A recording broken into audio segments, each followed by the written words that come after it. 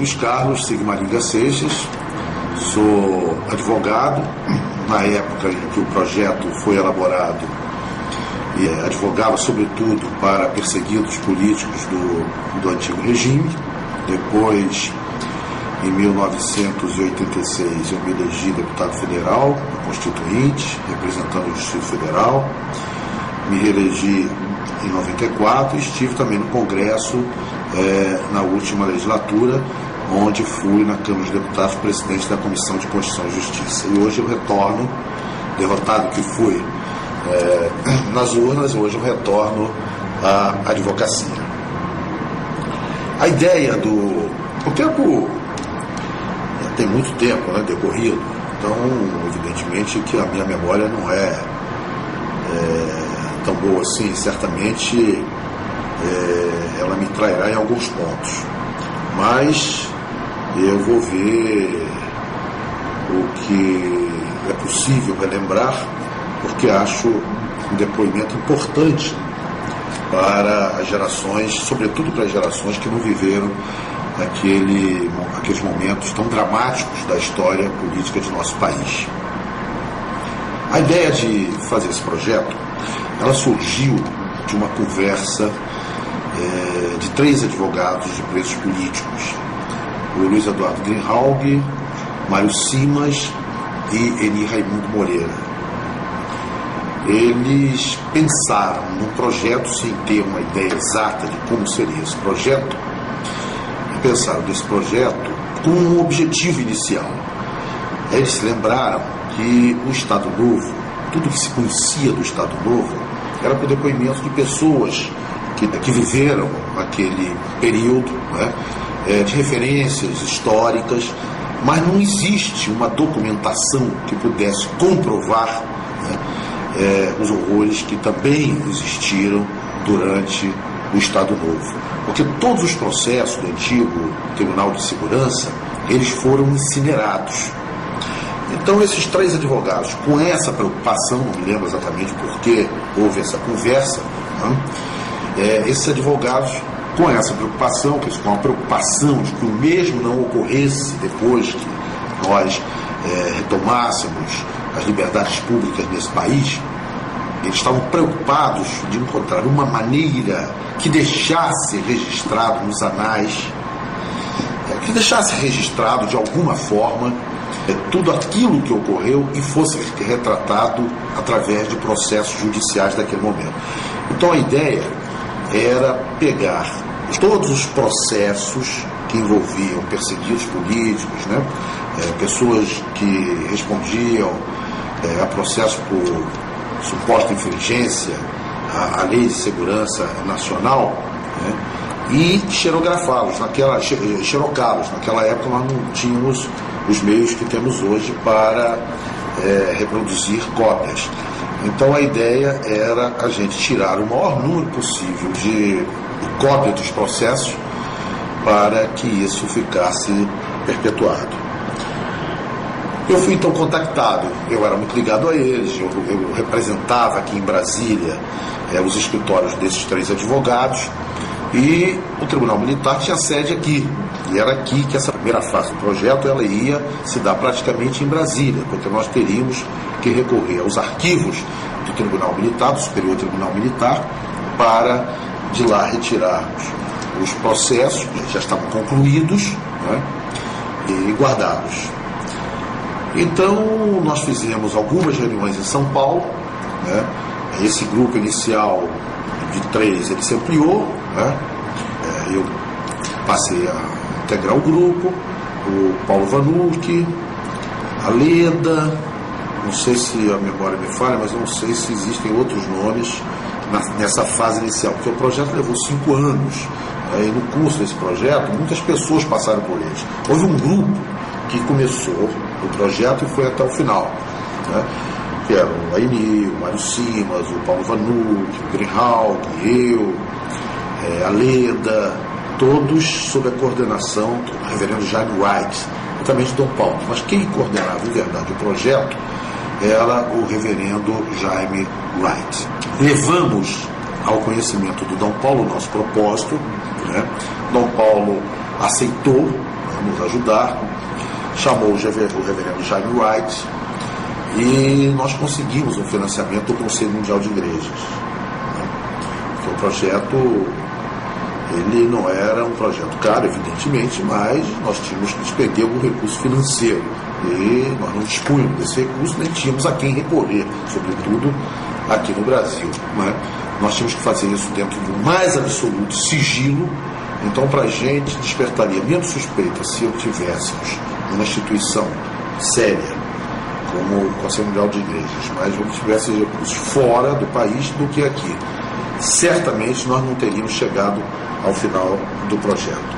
Então, nós montamos um programa, uma forma de agir, né?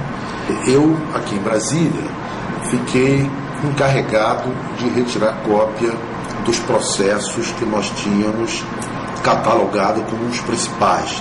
Não me lembro exatamente agora o número exato, mas foi em torno de 1000 processos. E alguns com vários volumes, 50 volumes, às vezes até 100 volumes. Eram processos sempre muito volumosos, né? E levavam um tempo imenso. Eu levei, aí eu montei uma empresa, montei uma firmazinha, né? Nós não poderíamos levantar qualquer suspeita, né? Deixar que levantasse qualquer suspeita sobre o propósito da retirada daqueles processos do tribunal. Como eu advogava lá, conhecia todo mundo, eu ia ao arquivo, conhecia o chefe do arquivo, e a minha justificativa é de que eu queria copiar para registro meu, né, para os meus arquivos, né, cópia dos processos nos quais eu tinha atuado. Então, não levantou nenhuma suspeita, era uma coisa razoável, né? Eu montei uma firmazinha que funcionava no prédio comercial, no setor comercial sul aqui em Brasília, e contratei 2 rapazes para trabalhar comigo, não tinha a mínima ideia do que estávamos fazendo. Para eles, eu realmente tinha aberto uma firma de xerox, né? E com objetivo econômico, né? De ganhar dinheiro, né? Xerocando cópias, enfim, documentos, o que era muito comum na época, né? Tinha muita firma de xerox, né? que tinha uma atividade econômica até, era uma atividade econômica até, de certa forma, rentável, né? Então eu montei essa firma e sempre que alguém passava lá querendo tirar uma cópia, nós tirávamos a cópia, cobrávamos, recolhíamos a nota fiscal, tudo direitinho, de forma que eu não pudesse levantar suspeita nenhuma. Então eu tirava os processos, né, e levava para lá, e xerografava tudo. Às vezes esse processo, trabalhávamos de dia, à noite, às vezes quando tinha uma urgência maior, eu pagava uma hora extra e os rapazes trabalhavam até tarde da noite, né, trabalhavam até mais de 12 horas por dia. Né? E assim eu levei 2 anos. Mas eu tirava algumas peças, ao final de 10 dias, eu mandava pelos Correios para São Paulo. Nós funcionávamos lá no Instituto Sede Sapiência, né? Tínhamos uma sala, um conjunto de salas reservado, onde ninguém tinha acesso, né? Essas cópias iam para lá, e lá então nós tínhamos outra fase, que era a compilação desses processos, né? O exame, nós tínhamos que ler, ver o que era importante, o que não era importante. Nós tínhamos um cuidado também muito grande, quer dizer, sempre que havia um depoimento de alguém, um processo desse, denunciando tortura, nós tínhamos cuidado de ver se esse depoimento ele era acompanhado de outro tipo de prova. Nós procurávamos encontrar 3 provas diferentes para não corrermos o risco de, eventualmente, cometer uma injustiça com alguém. Talvez não seja por lapso, ou até por maldade, ou por vingança, podia dar o nome de uma pessoa, né, sem que ela efetivamente tivesse se envolvido naqueles atos atrozes. Né? De maneira que isso foi feito sempre com muito cuidado, tanto assim que eu não me recordo de algum torturador que esteja mencionado no projeto, que tenha vindo a público para negar. Eu não me lembro, pode ser até que tenha ocorrido. Isso significa o quê? Que nós não cometemos injustiças. É possível que uma ou outra, mas não com relação à denúncia de tortura. Né? Às vezes poderia cometer um erro, um exagero na participação de uma pessoa ou outra, mas nada que pudesse comprometer o projeto, né? Então o projeto foi feito dessa maneira. Nós levamos 5 anos, isso não levantou nenhuma suspeita. No final do projeto, nós achamos que ele era muito extenso, e ele ia servir de pesquisa, né? Uma cópia desse projeto ele está na Unicamp, a outra nós mandamos para Genebra, para a sede do Conselho Mundial de Igrejas, né? Não sei se outra instituição guarda alguma cópia. Essas duas eu me recordo, e certamente até hoje elas existem lá na Unicamp e no Conselho Mundial de Igrejas, né? Cuja sede, se me falha a memória, é em Genebra, né?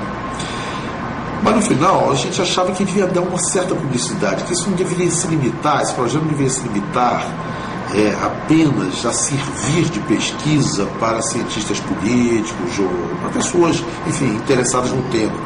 Nós tínhamos que divulgá-lo de certa forma, mas ele era muito grande. Então surgiu a ideia de contratarmos 2 pessoas com experiência, né, de jornalismo, né, o outro um escritor, né, e conversamos, e eles então se dispuseram a sintetizar esse projeto num livro que se denominou Brasil Nunca Mais. Foram o jornalista o Ricardo Poggio e o escritor o Frei Beto. Eles então reduziram esse projeto a um livro que logo que foi lançado ele virou best-seller, né? E a partir daí surgiu a curiosidade natural da imprensa, né? Porque os 2 únicos nomes que apareciam no livro como responsáveis pelo projeto, até porque eram pessoas mais protegidas, né, eram Dom Paulo e o reverendo Jaime Wright. Depois, a Veja, se não me falha a memória, né, ela, com a curiosidade natural do jornalista, do jornalismo investigativo, né, ela, como ficou sabendo que o projeto ele foi feito com base em documentos constantes dos processos, né, que tiveram curso na Justiça Militar, eles foram ao Tribunal Militar, foram ao arquivo e aí viram no livro de carga o meu nome, né, porque era uma coisa assim, eu pegava processo toda semana, peguei 1000 processos, então tinha processo estava às vezes 5 páginas seguidas só com o meu nome, né, o meu recibo, que peguei o projeto, que eu devolvi o processo, que eu devolvi o processo, né? Aí o primeiro a ser identificado fui eu. E a partir daí os outros compraram. Mas só que nessa época eu já era deputado, né? Isso já foi já no período de redemocratização, o país já redemocratizado, né? Então não chegou a haver nunca sofremos nenhuma represália, né? Não me recordo nenhum companheiro terá sofrido qualquer tipo de ameaça, não. Mas, em verdade, quando isso veio à baila, quando os nomes foram identificados, nós já tínhamos, o país já estava sofrendo um processo de redemocratização. Um jornalista americano ficou curioso, achou interessante como é que um projeto em plena ditadura, né, pode ser feito num passo de 5 anos sem que, com todos os recursos que a ditadura dispunha, né, o Serviço Nacional de Informação, os órgãos de informação não tinham descoberto que tinha um grupo montando um projeto com base exatamente nos processos judiciais que tiveram curso durante a ditadura, né? Então um jornalista americano, cujo nome não me recordo, ele fez um livro, fez um romance, foi um romance, mas com base no livro Brasil Nunca Mais, que não é uma ficção, né? Não é uma ficção, mas ele romanceou aquela realidade, e esse livro virou até best-seller nos Estados Unidos.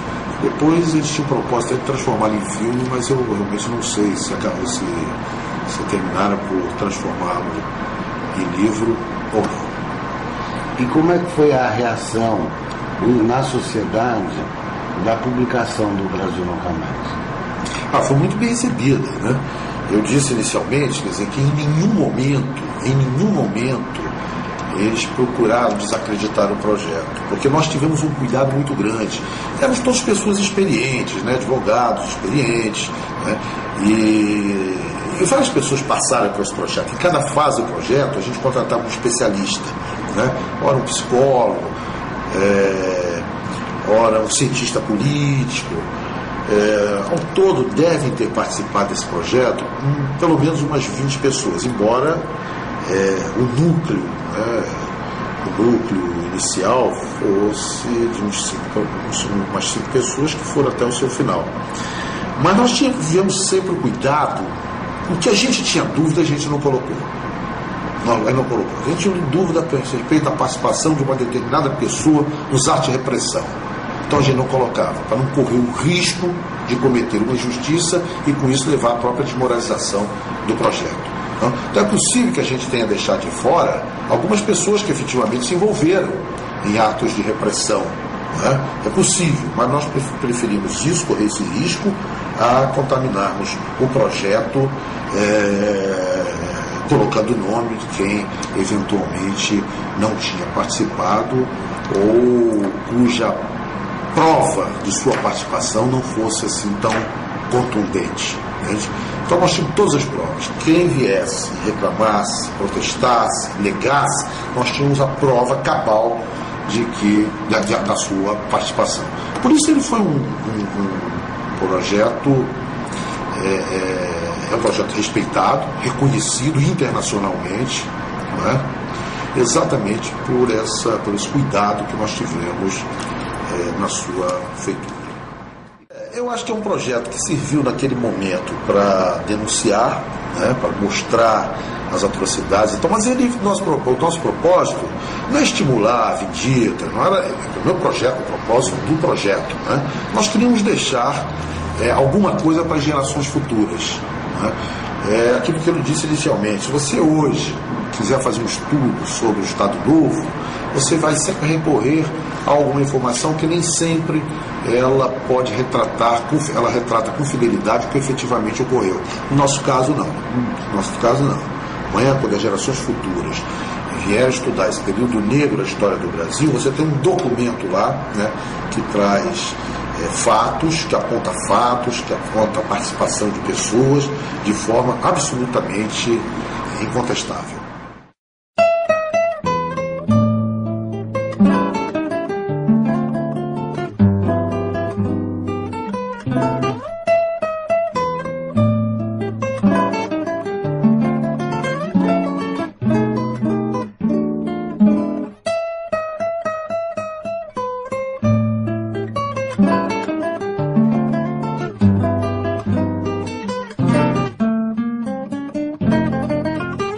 Thank you.